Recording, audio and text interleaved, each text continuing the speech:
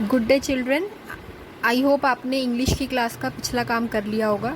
आज की क्लास में हम नया लेसन नोज़ेस शुरू करेंगे। नोज़ेस लेसन का काम कराने से और समझाने से पहले मैं आपको नोज़ेस पोएम के बारे में समझाना चाहती हूँ। नोज़ेस पोएम जो है वो नोज़ आपकी नाक के बारे में एक पोएम लिखी हुई है, जिसमें कि जिसने पोएम लिखी है वो अपनी नोज़ को एक दिन शीशे में देखता है और देखता है कि नोज़ कितनी फ़नी, हमारे चेहरे पर सबसे ज़्यादा फ़नी यानी सबसे ज़्यादा मजाकिया चीज़ जो है वो नोज़ है। फ़नी यानी जिसे देखकर हंसी आए, है ना। जैसे कपिल शर्मा शो तो वो फ़नी आता है, इसको देखकर हंसी आती है ना। तो उसी तरह नोज़ जो है ऐसा पोएट को लगता है जिसने पोएम लिखी है कि नोज़ बड़ी फ़नी चीज़ है हमारे चेहरे पर, कि अजीब सा एकदम पूरा चेहरा एकदम फ्लैट है, एकदम सीधा होता है और बीच में से आकर पता नहीं नोज़ एक हैंडल के जैसे, हैंडल यानी जिससे दरवाज़ा खोलते हैं, है ना, जिससे अलमारी खोलते हैं, खिड़की खोलते हैं, तो एकदम वैसे हैंडल के जैसे नोज़ हमारे चेहरे पे आके अटक गई है कि जैसे पता नहीं क्या खोलना हो और बंद करना हो। और अगर आपको कभी भी हंसना हो तो आप अपनी चेहरे को शीशे में देखो। मिरर यानी शीशा, लुकिंग ग्लास, कांच, जिसमें हम चेहरे को देखते हैं सुबह, है ना। तो आप अपने चेहरे को मिरर में देखो और आपको ऐसा पता लगेगा कि आपकी नोज़ जो है वो बड़ी फ़नी है चेहरे पर, और उसको देखकर ही आपको इतनी ज़्यादा हंसी आएगी कि आप हंस हंस के थक जाओगे। तो इस पोएम में जो राइटर है, जो पोएट है, वो नोज़ के बारे में यही सब बता रहे हैं। अब हम आज की क्लास में इस लेसन के वर्ड मीनिंग्स करते हैं। सबसे पहले तो सबसे पहला वर्ड है मिरर। मिरर मतलब लुकिंग ग्लास। लुकिंग ग्लास यानी कांच जिसमें हम देखते हैं, शीशा।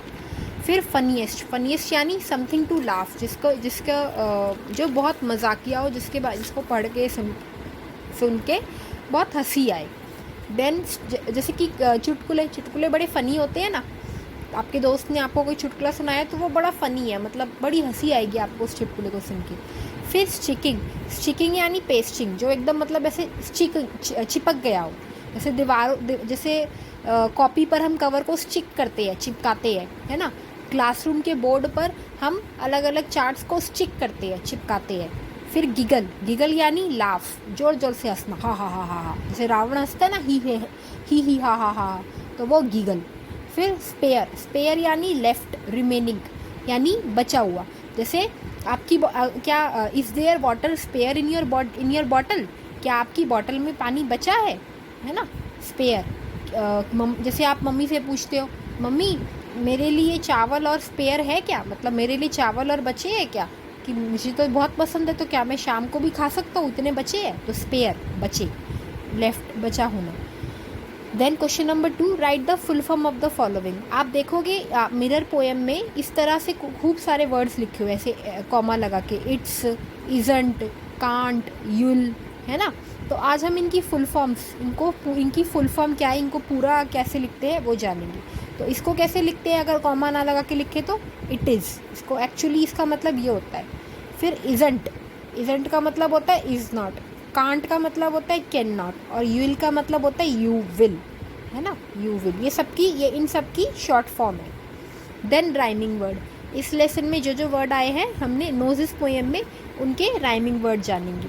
तो नोज़, पहले वाले पैराग्राफ को देखो, जो सबसे ऊपर वाला पैराग्राफ है, ऊपर वाली जो 6 लाइन्स है पोएम की, नोज़, उसमें देखो लास्ट में लिखा है ना नोज़, तो नोज़ के जैसा सुनने में उसी वाली ऊपर वाली 6 लाइन्स में देखो, नोज़ के जैसा सुनने में ग्रोज, शोज, गोज, है ना, ये सब आखिर में एक जैसे ना सुनने में, गोज, नोज, ग्रोज, शोज, तो ये राइमिंग वर्ड। फिर बीच वाला पैराग्राफ, जो बीच वाली 6 लाइन्स है ना पोएम की, उनमें देखो हेयर, है ना, हेयर वर्ड के जैसा सुनने में, ढूंढो उधर, देयर, मिरर, ये उसके जैसा है ना सुनने में, देयर और मिरर, हेयर, देयर, मिरर, र एक जैसा आ रहा है ना सुनने में, तो ये राइमिंग वर्ड। फिर लास्ट वाली जो लाइन्स है पोएम की, लास्ट वाली जो 6 लाइन्स है उनमें देखो, शाउट के जैसा सुनने में, अबाउट, डाउट, आउट, बेटा इसे डाउट पढ़ते हैं, डाउट। बी जो है वो साइलेंट है, साइलेंट यानी हम उसकी आवाज़ नहीं निकालेंगे। जैसे मैम आपको कहते हैं ना कि साइलेंट हो जाओ, चुप हो जाओ, तो ऐसे ही यहाँ पर बी साइलेंट है, वो चुप है, वो लिखा तो है लेकिन वो चुप है, बोलेगा नहीं, उसकी आवाज़ नहीं आएगी। तो शाउट के जैसा सुनने में शाउट, अबाउट, डाउट, आउट, तो ये सब क्या है, राइमिंग वर्ड्स। और अब आज का आपका होमवर्क क्या है, सुनो ध्यान से। आपको do 1 page hand writing and 1 page drying of lesson noses. Noses poem का ना आपको 1 पेज हैंड राइटिंग और 1 पेज ड्राइंग करना है। और question number 2, right pairs of rhyming words from page number 23। आपकी बुक का जो पेज नंबर 23 है उसको खोलना, उसमें एक पोएम लिखी हुई है ना, उस पोएम को पढ़ना और उस पोएम में आपको जो जो राइमिंग वर्ड मिलता है, जो भी आपको राइमिंग वर्ड, जो भी ऐसे वर्ड लगते हैं जो आपस में एक जैसे है सुनने में, जैसे मैम ने यहाँ पर लिखा है ना, जैसे नोज़ के जैसा ग्रोस, तो ऐसे उसमें जो होंगे ना ऐसे आपस में एक जैसे सुनने में, उन्हें इस तरह से लिख देना। और ऐसे और भी जो भी होंगे उनको इस तरह से, उनको इधर इस तरह लिख देना। तो आज की इंग्लिश की क्लास में इतना ही काम है आपको नोजेस पोएम को। और हाँ, नोजेस पोएम को अच्छे से रीड भी ज़रूर करना, 2 टाइम्स ज़रूर, जो बोल बोल के रीड करना, अच्छे से फिंगर रख के बोल बोल के ज़ोर से नोजेस पोएम को रीड करना है। ये क्लास वर्क करना है ये वाला, और वो भी लर्न भी करना है इस क्लास वर्क को, ठीक है। इसको लर्न भी करना और ये वाला होमवर्क करना है, यानी कि हैंड राइटिंग करनी है और पेज नंबर 23 में से राइमिंग वर्ड्स देखने हैं। तो इस सारे काम को सुंदर सुंदर अपनी कॉपी में करना है और लर्न भी करना है। और नोजेस पोएम को 2 टाइम्स। अभी अगली क्लास कब है हमारी? आज ट्यूसडे है ना, हाँ, तो हमारी अगली क्लास थर्सडे को होगी अब। तो नोजेस पोएम को दोनों दिन 2 टाइम्स रीड करना जब तक मैम अगला काम नहीं देती है। और इस सारे काम को लर्न भी करना और अपने पेरेंट्स की बात माननी है और घर में रहना। Stay home, stay safe.